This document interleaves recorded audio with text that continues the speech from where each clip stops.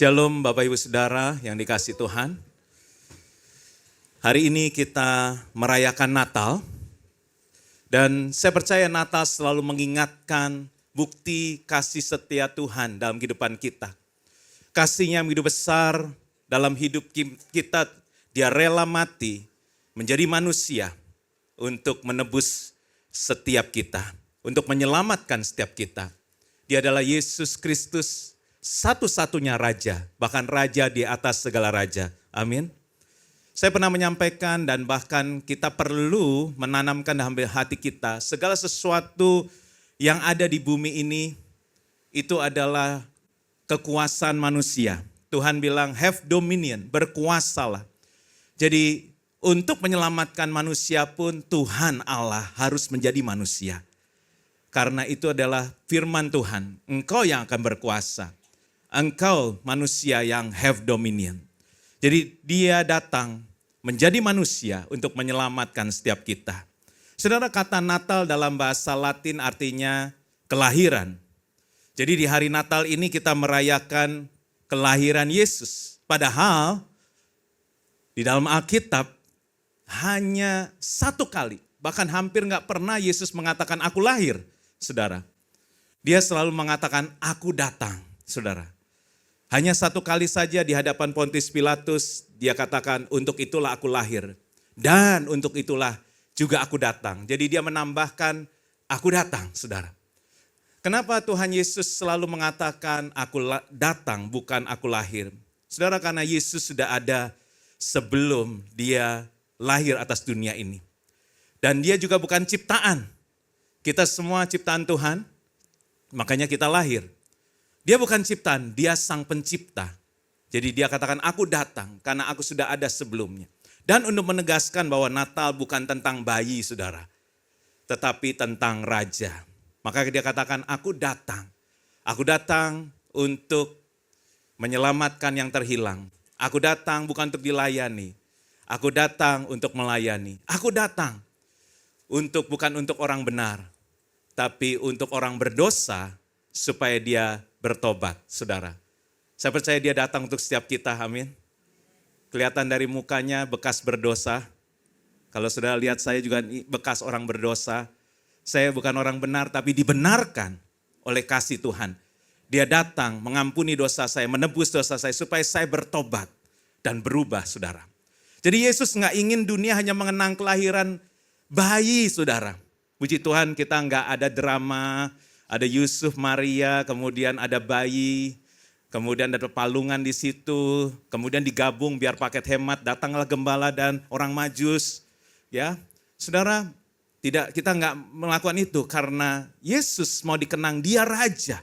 Dia datang ke dunia sebagai raja, bahkan raja di atas segala raja. Nah ini yang perlu kita sampaikan kalau orang bertanya kepada kita, saudara, sebelum kita masuk ya di One Heart, One King ini. Kita perlu kalau orang tanya, apa sih kamu yang rayakan Natal itu apa?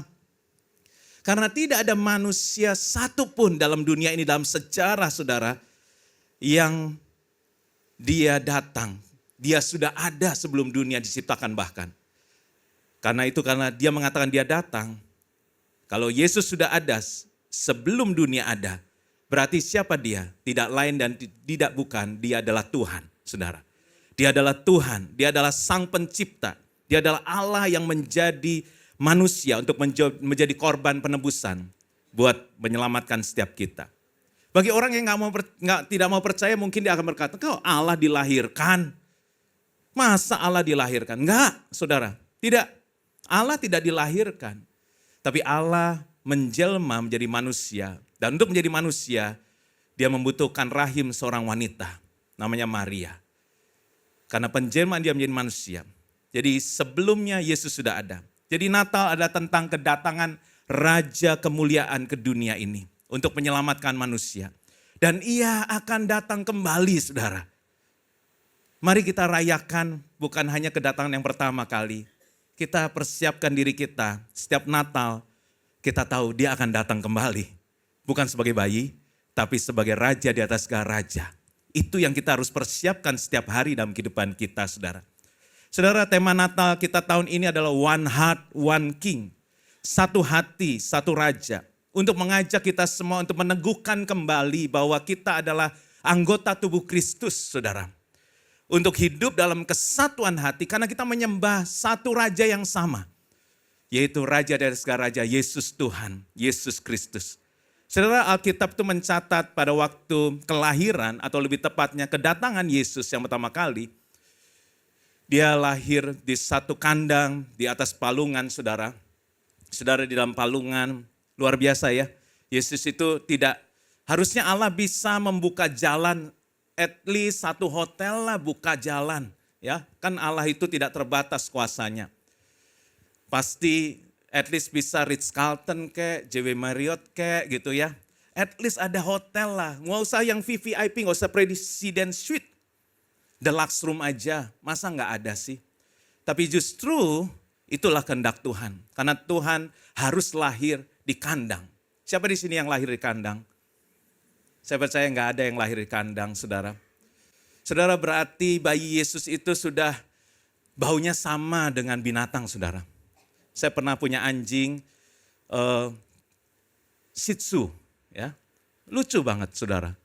Tapi dia sakit kulit, saudara. Jadi akhirnya ketombean, sakit kulit. Kita udah obatin, pengobatannya begitu mahal, lebih mahal dari saya. Dan makanannya juga sangat mahal, lebih mahal dari manusia, saudara. Tapi baunya, saudara, setiap masuk ruang tamu semuanya. Bahkan saya baunya sama dengan dia. Ya memang kita kalau yang ke toilet, buang air besar, sekali tembak itu bau ya.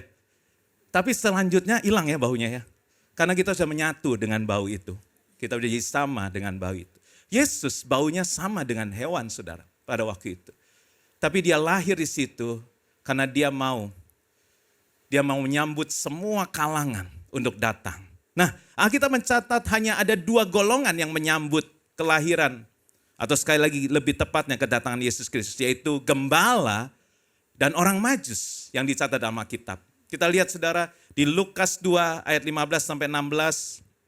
Ini yang gembala dikatakan setelah malaikat-malaikat itu meninggalkan mereka dan kembali ke surga, gembala-gembala itu berkata seorang kepada yang lain, marilah sekarang kita pergi ke Betlehem untuk melihat apa yang terjadi di sana seperti yang diberitahukan Tuhan kepada kita. Lalu mereka cepat-cepat berangkat. Ini sang gembala, saudara. Kaum gembala. Kemudian orang Majus, kelompok yang kedua, golongan yang kedua di Matius 2 ayat 9 sampai 11. Berangkatlah mereka, lihatlah bintang yang mereka lihat di timur itu mendahului mereka. Hingga tiba dan berhenti di atas tempat anak itu berada. Mereka sangat bersuka cita. Mereka masuk ke dalam rumah itu dan melihat anak itu. Tadi bayi, sekarang anak itu bersama Maria ibunya. Lalu sujud menyembah dia. Mereka pun membuka tempat harta bendanya dan mempersembahkan persembahan kepadanya, yaitu emas, dupa, dan mur, saudara. Kita lihat di sini ada 2 golongan yang sangat amat berbeda, saudara. Tapi dua-duanya datang untuk sujud di hadapan sang raja, saudara. Mari kita lihat beberapa perbedaan yang mencolok dari kedua ini. Yang pertama, gembala. Dari tingkat sosial, gembala itu orang biasa. Dia kelas sosialnya rendah, saudara. Sedangkan orang Majus adalah kaum kecendekiawan, terhormat, kaya. Kemudian statusnya, kalau gembala itu kurang berpendidikan. Kemudian orang Majus sangat berpendidikan dan berpengaruh. Nah, caranya bagaimana waktu mereka menerima panggilan dari Tuhan? Gembala, malaikat berbicara langsung. Orang Majus melalui tanda bintang, kemudian dia selidiki, dia teliti dalam penelitian yang panjang, saudara. Responnya, sang gembala, mereka gembala spontan dan sederhana. Tapi orang Majus mulai mencari, meneliti dengan seksama. Gembala, jarak antara tempat itu sangat dekat. Hanya sekitar Bethlehem. Tapi orang Majus jauh dari timur. Bahkan dikatakan dari Persia, dari Irak atau Iran menuju ke Israel. Perjalanan yang panjang. Waktunya, gembala itu datang pada malam kelahiran Yesus di kandang. Tetapi kalau orang Majus setelah beberapa waktu dan bukan di kandang lagi. Karena Yesus sudah jadi anak dan dia pindah ke rumah. Persembahannya, saudara, hati yang menyembah, gembala itu membawa hati yang menyembah, Tapi orang Majus membawa persembahan emas, dupa, dan mur. Dan ini kita tahu menandakan emas artinya mempersiapkan karena sebentar lagi mereka akan dikejar-kejar oleh Herodes. Mereka butuh biaya untuk pindah ke Mesir, untuk lari ke Mesir. Sehingga Tuhan menyiapkan emas melalui persembahan orang Majus. Dupa adalah untuk dalam menyembah Tuhan, dalam ibadah. Mereka harus beribadah, disediakan dupanya. Kemudian mur, dikatakan bahwa Yesus nanti akan mati atas kayu salib. Mur itu seperti formalin. Jadi siapkan untuk kematian Yesus. Sudah disiapkan dari Allah melalui persembahan orang Majus. Maknanya, gembala wakil orang sederhana dan hina. Orang Majus adalah wakil orang kaya dan terpandang. Pesannya adalah gembala itu keselamatan bagi yang rendah dan yang dekat. Dan orang Majus keselamatan bagi bangsawan dan jauh. Saudara, puji Tuhan, dua golongan yang dicatat dalam Alkitab ini ada di sini. Di ruangan ini, saudara. Ya. Di dalam ruangan ini ada dua golongan yang sudah diwakili oleh gembala dan orang Majus ini. Berita sukacitanya, dua-duanya mendapat panggilan dari Tuhan. Jadi semua dalam ruangan ini mendapat panggilan dari Tuhan. Nah, kita mau lihat kenapa dua kelompok ini bisa meresponi dan mereka memiliki tujuan yang sama. Ketika para gembala datang dari padang dan orang Majus datang dari negeri yang sangat jauh, mereka mempunyai tujuan yang sama untuk datang sujud, menyembah di hadapan sang raja, saudara.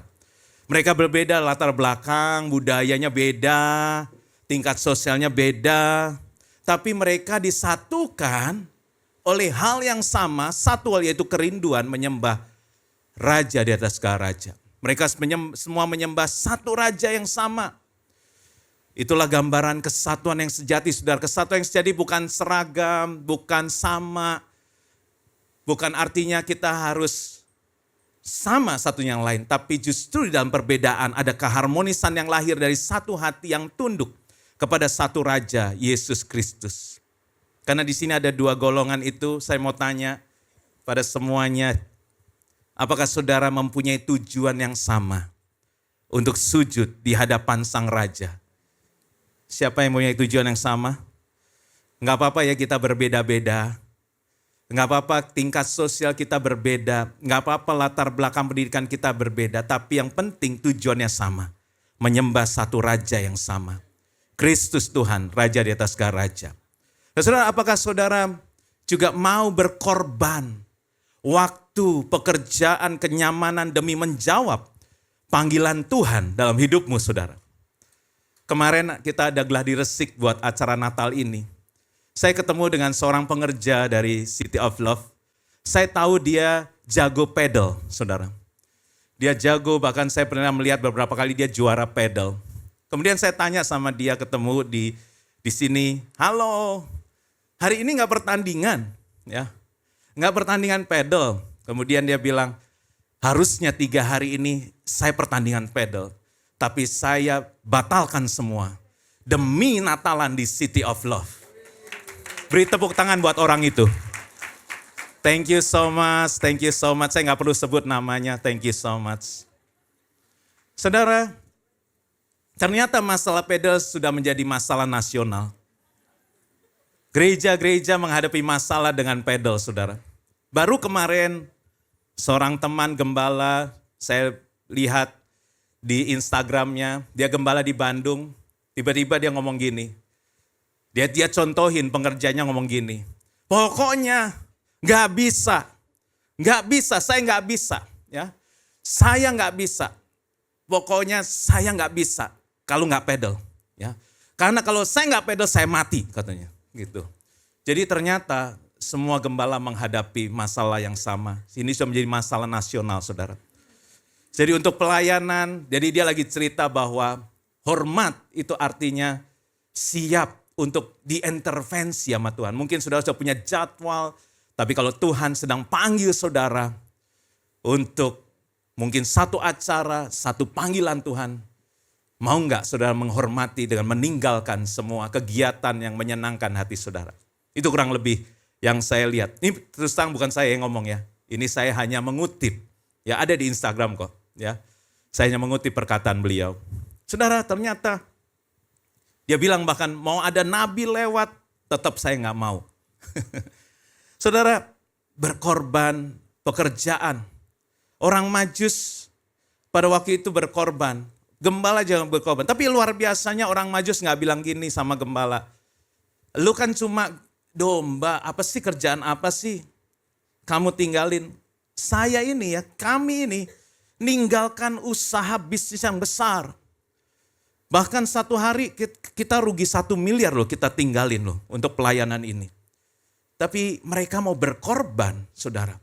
Dia nggak bilang begitu kepada, dia nggak bilang bahwa kami berjalan dari Irak sampai Israel, mesti bawa rombongan besar, risiko bahaya yang besar. Saudara nggak perlu sirik sama orang lain. Kita nggak perlu urus urusan orang lain. Petrus pernah kepo sama Yohanes. Karena dia dengar katanya Yohanes katanya bakal nggak mati. Jadi dia tanya sama Tuhan, gimana soal Yohanes ini? Emang dia nggak mati? Langsung Tuhan bilang, jangan ikut campur. Urusin urusanmu sendiri. Fokus sama Tuhan. Saudara, jangan urusan orang lain. Kita ini memang beda kok. Kita memang beda, tapi kita punya tujuan yang sama. Ada orang bilang sama saya, enak ya kalau hamba Tuhan, kalau doa sama Tuhan, Tuhan bisa kirim uang dari surga. Ya. Saya bilang lu juga bisa. Kuncinya adalah jangan pernah doa minta duit. Lakukan pekerjaan Tuhan, layani Tuhan, Tuhan kasih upah. Tuhan bisa kirim dari surga, tergantung imanmu saudara. Saudara, membawa pujian dan persembahan dengan sukacita. Saya percaya persembahan kita akan beda, nggak akan ada yang sama nanti. Kita waktu di memuji Tuhan juga kita memuji dengan sukacita. Nanti kita juga akan membawa persembahan. Seperti orang Majus ini, dia membawa harta mereka. Dan saya percaya setiap kita pasti berbeda persembahannya. Nggak masalah. Karena memang nggak harus sama saudara. Ada emas, ada dupa, ada mur. Nggak semua emas, nggak semua dupa, nggak semua mur saudara. Tapi yang penting cara membawanya harus sama dengan sukacita. Cara membawanya harus dengan hati yang fokus kepada King of Kings. Karena saudara sedang menyembah Tuhan. Kita punya tujuan yang sama, menyembah Raja di atas segala raja. Kita lihat Efesus 4 ayat 3-6. Dan berusahalah memelihara kesatuan roh dalam ikatan damai sejahtera. Satu tubuh dan satu roh. Sebagaimana kamu telah dipanggil kepada satu pengharapan yang terkandung dalam panggilanmu. Satu Tuhan, satu iman, satu baptisan, satu Allah. Dan Bapa dari semua, Allah yang di atas semua dan melalui semua dan di dalam semua. Saudara, dalam dunia yang penuh dengan perbedaan ini, bahkan penuh dengan perpecahan saudara. Perpecahan itu begitu banyak, bahkan keluarga pecah, suami istri bercerai saudara. Ini terjadi ya. Sejak COVID itu bertambah statistiknya saudara. Dan Rasul Paulus mengingatkan kita melalui Efesus 4 ayat 3-6 untuk kita berusaha memelihara kesatuan roh oleh ikatan damai sejahtera. Rasul Paulus menekankan bahwa kesatuan tidak terjadi dengan sendirinya, tapi harus diusahakan dan dipelihara saudara. Oleh kesatuan roh dalam ikatan damai sejahtera. Saudara, bagaimana kita mengusahakan memelihara kesatuan roh dalam ikatan damai sejahtera? Kita berbeda satu yang lain. Sekali lagi seperti gembala dan orang Majus. Tapi kita dituntun oleh satu roh, yaitu Roh Kudus. Kita dituntun untuk memiliki satu pengharapan.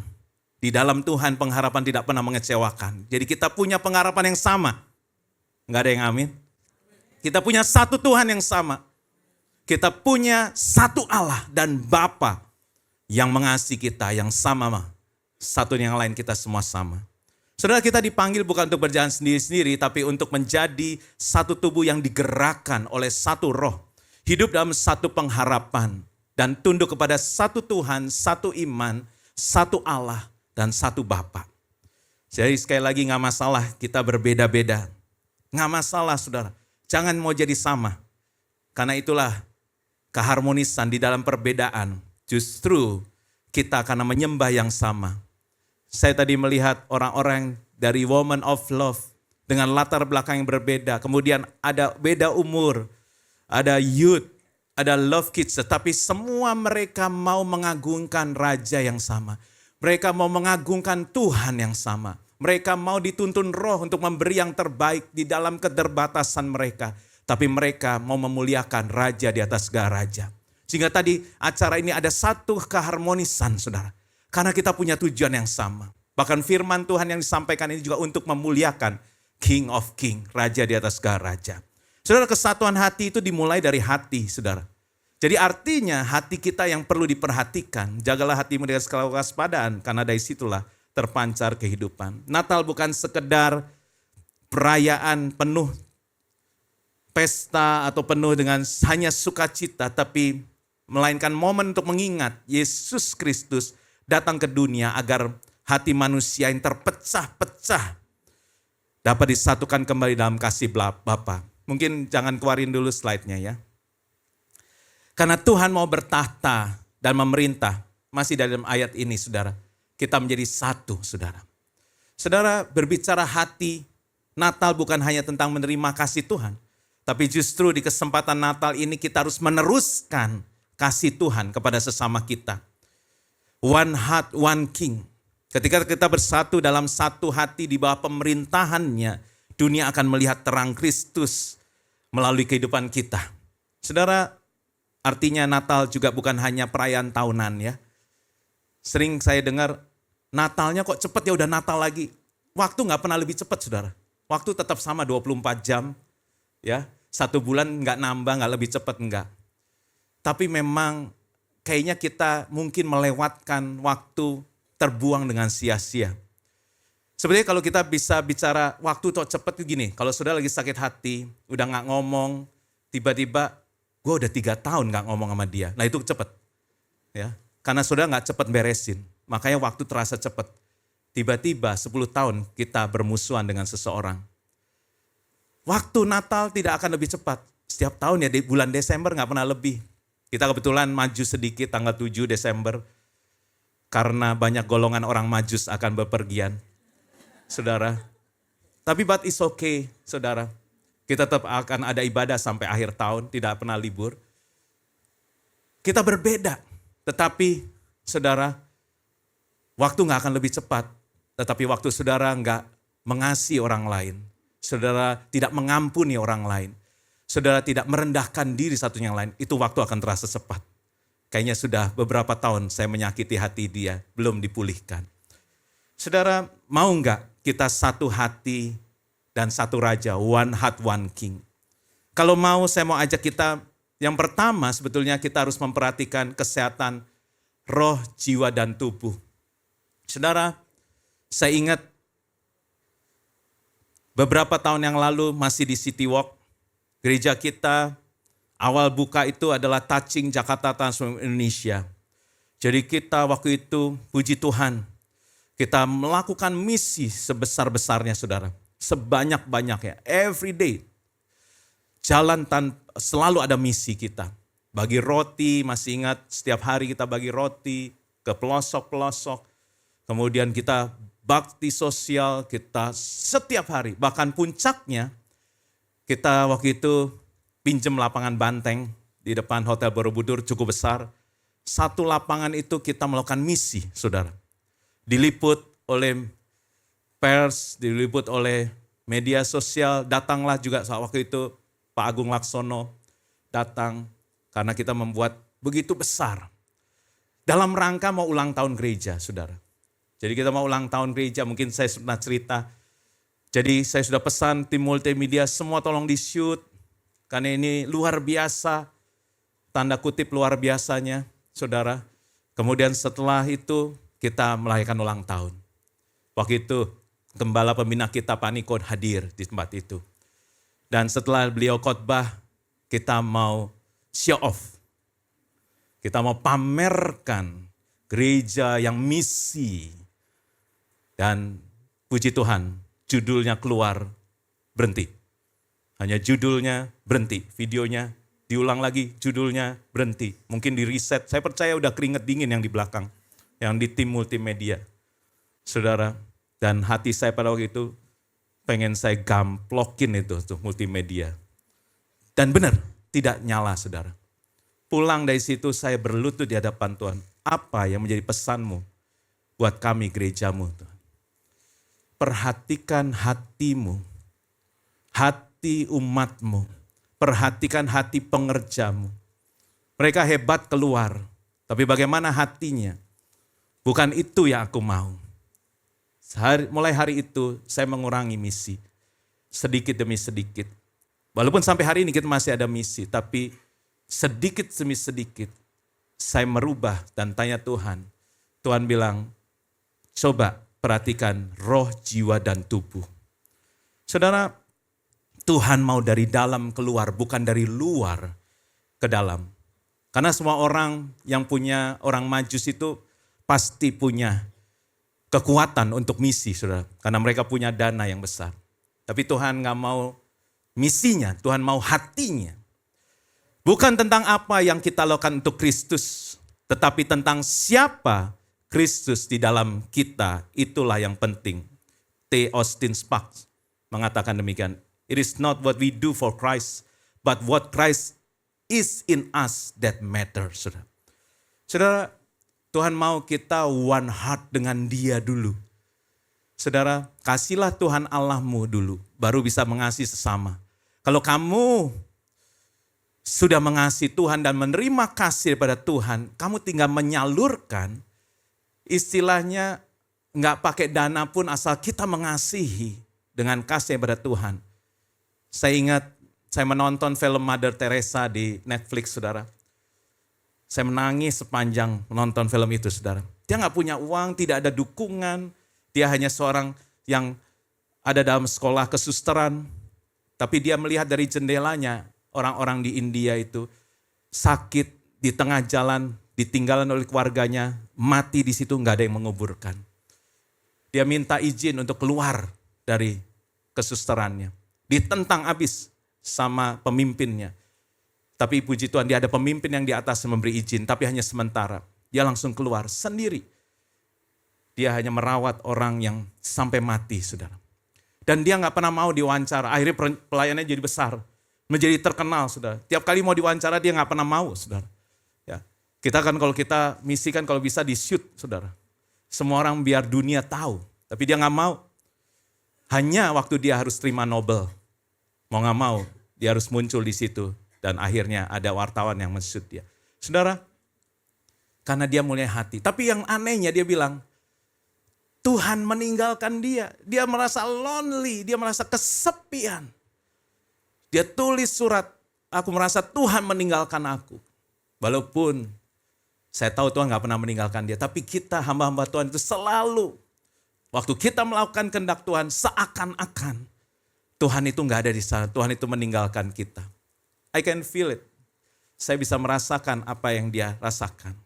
Saudara, makanya kita mau coba belajar one heart dulu dengan Tuhan. Kasihlah Tuhan Allahmu. Dan bagaimana kasih bisa turun kalau ada masalah di dalam jiwa kita. Roh luar biasa, semua orang bisa berbahasa roh. Tapi kenapa tidak ada buahnya? Kenapa perbuatannya gak pernah berubah? Karena jiwanya bermasalah. Jiwa itu ada jembatannya dari roh ke tubuh. Kepahitan, inner child, bermasalah, sakit hati, semua membuat mampet, saudara. Tuhan bilang, one heart dulu dengan aku. Setelah itu baru kamu bisa mengasihi sesamamu. Karena itu saudara, semoga Allah damai sejahtera menguduskan kamu seluruhnya. Semoga roh, jiwa dan tubuhmu terpelihara sempurna tanpa cacat pada kedatangan Tuhan kita Yesus Kristus. Saya langsung sejak waktu itu, visi kita berubah. Touching Jakarta Transform Indonesia masih, tapi sebentar dulu. Tapi kita masuk menjadi melahirkan generasi yang memiliki kehidupan sehat. Yaitu membangun generasi yang sehat secara roh, jiwa dan tubuh. Itulah visi dan misi City of Love sampai hari ini. Kita belajar dan puji Tuhan saudara. Kita lewat, ternyata itu persiapan untuk COVID loh saudara. COVID kita lulus, tidak ada yang bercerai. Semua sehat secara roh dan jiwanya. Masih dalam pemulihan, saya pun dalam pemulihan. Tubuhnya juga sehat karena jiwa yang utama. Karena itu dikatakan, saudaraku yang kekasih, aku berdoa semoga engkau baik-baik dan sehat-sehat saja dalam segala sesuatu. Sama seperti jiwamu baik-baik saja. Jadi ternyata semua ditentukan oleh jiwa ternyata. Badan kita pegel-pegel, sakit, vertigo, semua dari jiwa. Dari jiwa, saudara. Saudara, waktu jiwa kita sehat, itu akan mengalir. Dan akhirnya karena roh kita dipenuhi Roh Kudus, jiwa kita sehat, kehidupan kita akan berbuah, saudara. Saudara, karena itu kita ingat kalau kita naik pesawat, ada pengumuman pertama, kalau nanti terjadi turbulence dan kemudian masker turun, kamu jangan bantu dulu anakmu atau bantu orang lain, pakai dulu buat dirimu. One heart, mulai dari diri kita dulu, baru kita bisa menolong orang lain. Mulai dari kita dulu, kita menerima kasih Tuhan, baru kita bisa mengasihi orang lain. Natal berbicara kasih yang begitu besar masuk dalam kehidupan kita sehingga kita akhirnya bisa menjadi berkat mengasihi orang lain. Saudara, roh, jiwa dan tubuh yang sehat itu adalah isi hati Tuhan. Karena itu saya mau tanya sekali lagi yang dari orang-orang yang berbeda-beda, apakah kita mau satu hati, one heart? Bukan hanya tubuh kita yang sehat. Bukan hanya juga roh kita yang menyala-nyala, tapi kita mau jiwa kita sehat. Siapa yang mau satu hati dalam hal yang pertama ini? Tolong di-shoot siapa aja yang angkat tangan. Atau saya yang shoot. Saudara, Tuhan shoot saudara. Mari dukung visi ini supaya kita menjadi satu hati. Hati yang menyembah Tuhan, yaitu punya roh, jiwa, dan tubuh yang sehat. Saudara, karena perkenanan, karena taat akan perintah Tuhan akan menghasilkan penyertaan Tuhan. Penyertaan Tuhan akan menghasilkan penyediaan dari Tuhan. Saya selalu ingatkan, nggak usah kejar berkat, ya. Kejar berkat. Dulu waktu anjing saya itu gatal semua badannya, terutama di bagian ujung ekornya itu dia gatal sekali. Dan dia coba korek dengan mulut gitu kan. Jadi dia kejar buntutnya. Dia kejar buntutnya. Hampir 3 jam dia muter, saudara. Wur. Nggak pernah ketemu, saudara. Bahkan saya bilang ini mungkin sampai Tuhan datang. Dia nggak akan sampai. Saudara, berapa banyak orang mengejar berkat seperti anjing saya mengejar ekor. Karena berkat itu adanya di buntut. Kebajikan, kemurahan akan mengikuti, kata Daud. Bukan dikejar, tapi mengikuti. Jangan kejar yang bisa mengikuti kita. Kejarlah pertama perkenanan Tuhan. Maka engkau akan diikuti oleh berkat. Saudara, yang kedua adalah, mau gak kita menjadi murid? Tuhan tuh gak cari orang banyak. Mungkin sudah sampai bosen ya saya ngomong ini. Tuhan gak cari orang banyak, Tuhan cari murid. Murid, saudara. Gak cari orang banyak. Kalau dia cari orang banyak, waktu dia beri makan 5 roti 2 ekor itu rekor kan. Memberi makan 5.000 orang laki-laki belum yang wanita dan anak. Kemudian mungkin Andreas yang ngitung. Seperti di sini ada yang ngitung nih. Jemaat kita hari ini berapa. Dia lapor, Tuhan 5.000. Tuhan akan marah. Kamu ngitung gak benar. Ini rekor loh hari ini.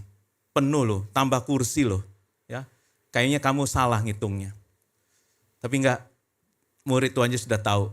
Tuhan gak mau yang perempuan sama anak-anak gak usah dihitung. Karena Tuhan hanya menghitung pemimpinnya.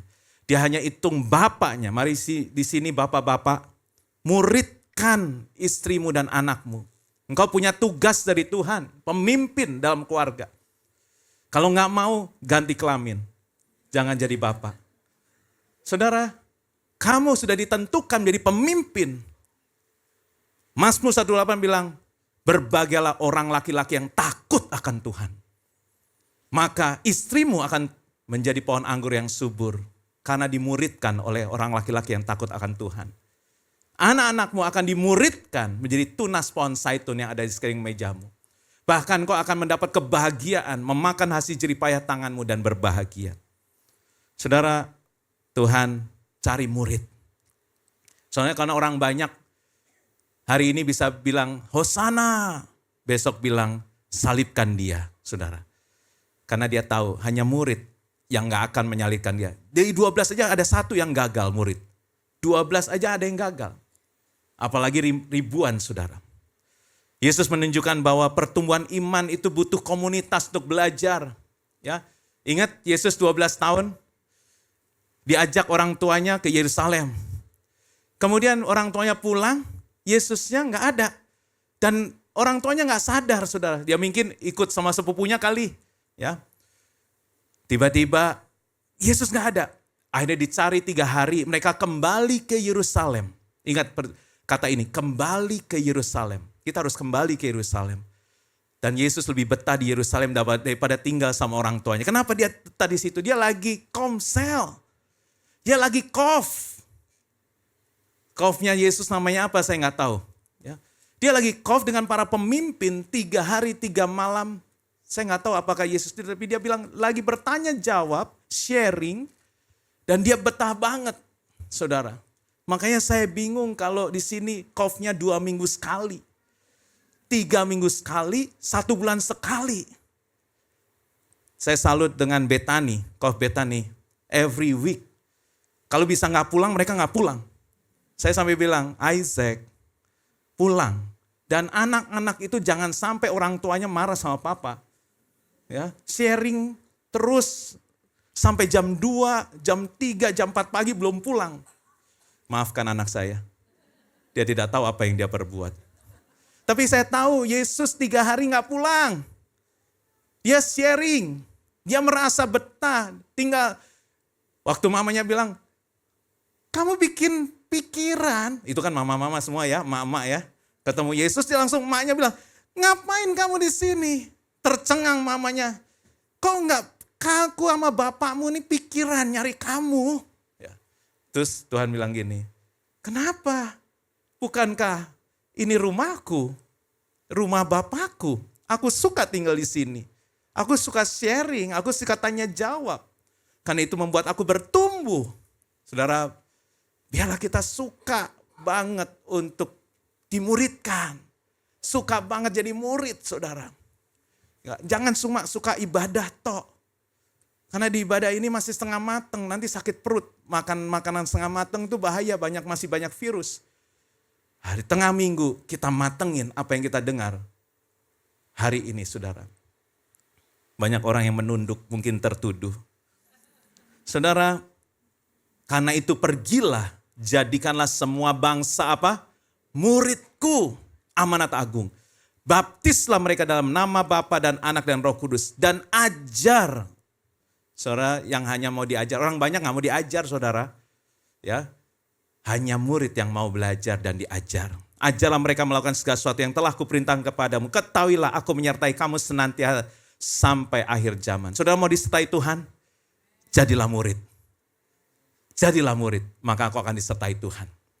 Luar biasa, saya juga gak pernah tahu kalau gembala pembina kita, gereja induk kita, mothership kita, GBI Gatot Subroto, saya sudah bikin tema tahun depan, Entering the New Season of Fruitfulness, dan memasuki discipleship. Tiba-tiba kemarin baru muncul. Gembala sidang kita, Pak Niko, mengumumkan tahun 2026, tahun amanat agung, the year of great commission, yaitu ayatnya ini. Pergilah, jadikan semua bangsa muridku. Baptis dan ajar mereka. Tahun pemuritan, saudara. Kita gak pernah, walaupun selalu saya dapat tema dan visi, tapi kita selalu bersamaan dengan mothership kita atau gereja induk kita, saudara. Tahun depan gereja kita adalah entering the new season for fruitfulness, tapi dari pusat adalah amanat agung. Saudara, gereja yang sehat adalah murid yang bertumbuh. Next. Dan murid yang memuridkan. Saudara, murid yang sejati itu bertumbuh dalam Kristus. Ciri-cirinya orang murid yang sejati adalah makin mengenal firman. Makin serupa dengan Kristus. Makin hidup dalam kekudusan. Dan buah rohnya terlihat. Makanya kita masuki musim untuk berbuah. Nggak bisa kalau nggak jadi murid, saudara. Kemudian, tidak ada murid yang tumbuh sendirian. Harus terhubung dengan komunitas.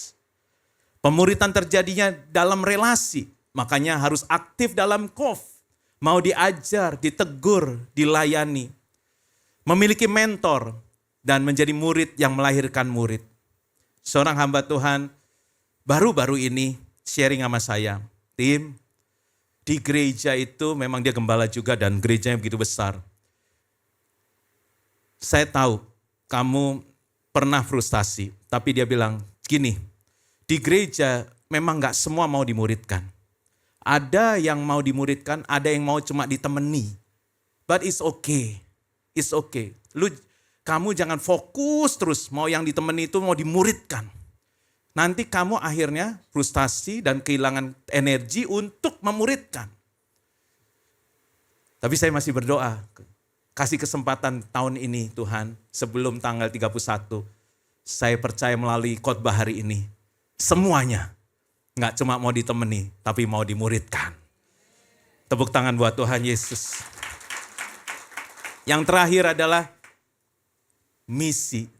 Tiba-tiba dalam puasa 30 hari kemarin dari tanggal 2 November 2 Desember, Tuhan bilang memuridkan dan misi, memuridkan dan misi, memuridkan dan misi. Jadi ternyata kita udah sehat rupanya.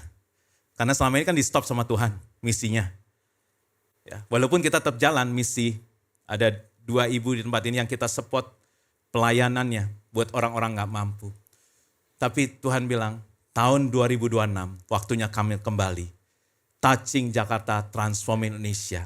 Apa yang sudah aku janjikan sejak 2010 gereja ini buka, mulai lakukan.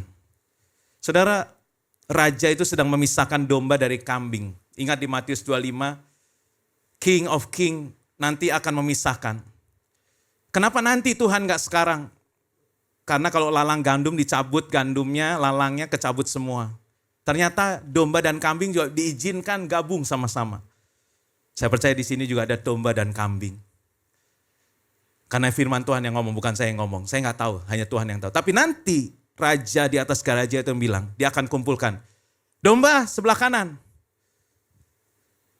kambing sebelah kiri. Tadi siapa yang foto di sebelah kanan dan sebelah kiri saya? Saudara, yang sebelah kanan masuk surga, yang sebelah kiri masuk neraka, dikumpulin sama iblis, sama malaikat-malaikatnya. Nanti baca sendiri di Matius 25. Kenapa? Mereka protes kan? Terus yang ini juga yang masuk juga tanya, kapan itu? Karena engkau, kenapa aku bisa masuk? Karena engkau memberi aku makan waktu aku lapar. Engkau memberi aku haus, kau memberi aku minum. Aku telanjang, kau memberi aku pakaian. Waktu aku di penjara, kau melawat aku. Saudara, kapan itu? Segala sesuatu yang kau lakukan buat saudaraku yang paling hina, kau lakukan buat aku. Sedangkan yang kambing, segala sesuatu yang tidak kau lakukan buat saudaraku yang paling hina, kau tidak lakukan buat aku. Saudara, saya foto bersama namanya Yosef. Saudara, dia dihukum 6 tahun di Salemba karena narkoba. Saudara, tapi dia jalanin 5 tahun dia bisa keluar.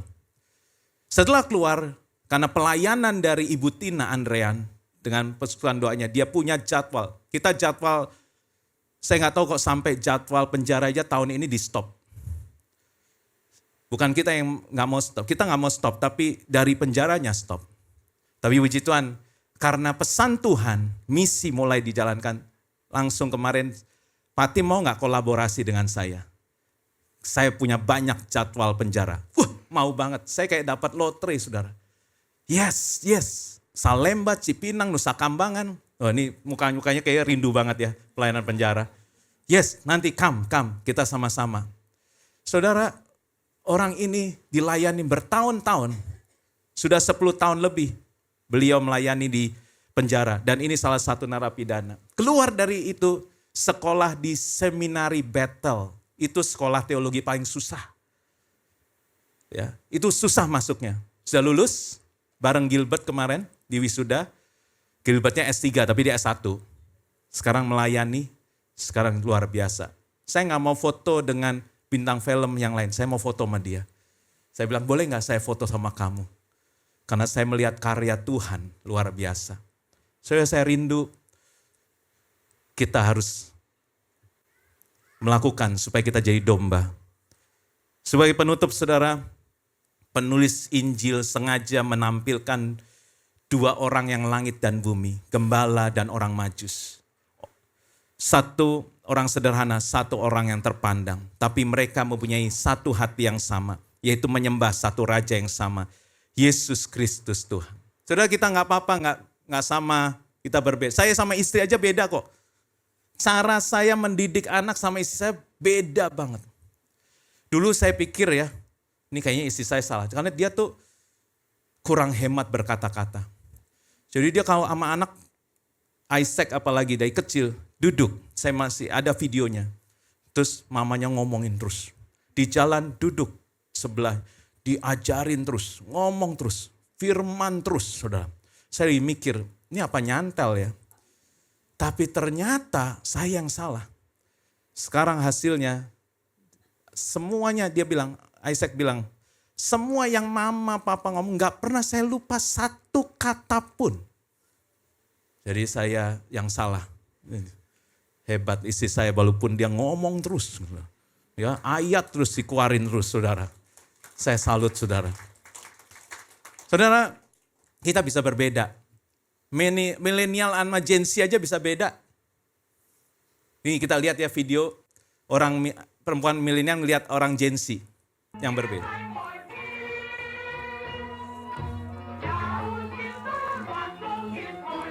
Itu Gen Z, ini milenial.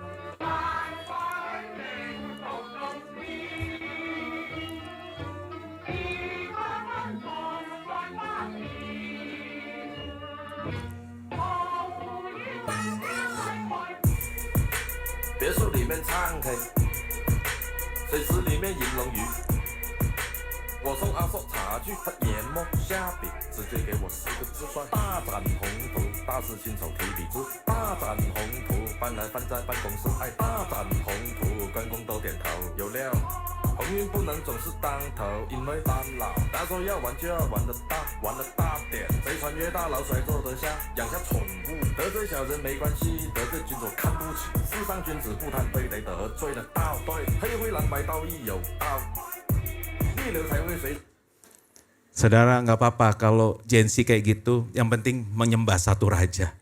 Gak apa-apa tutupin aja udah. Tapi yang penting menyembah satu raja. Kita gak ada yang sama. Kita semua berbeda. Tapi kita punya raja yang sama. Saudara, kita menyembah sujud di hadapan raja di atas segala raja.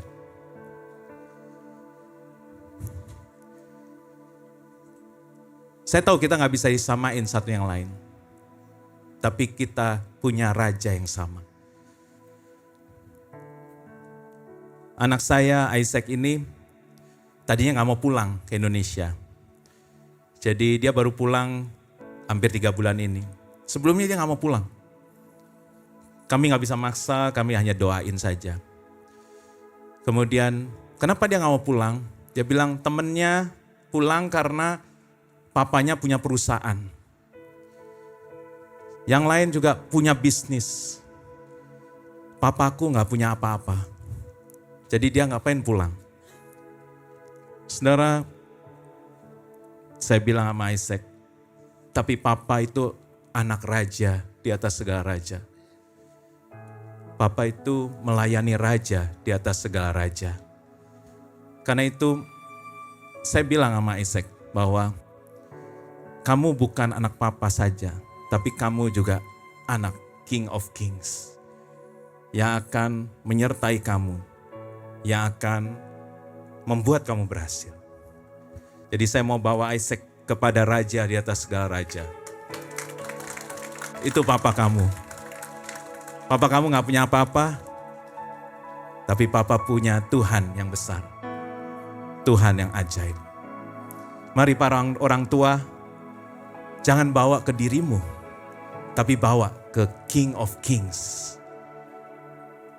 Bawa anak-anak kita ke raja dari segala raja. Bawa keluarga kita ke raja dari segala raja.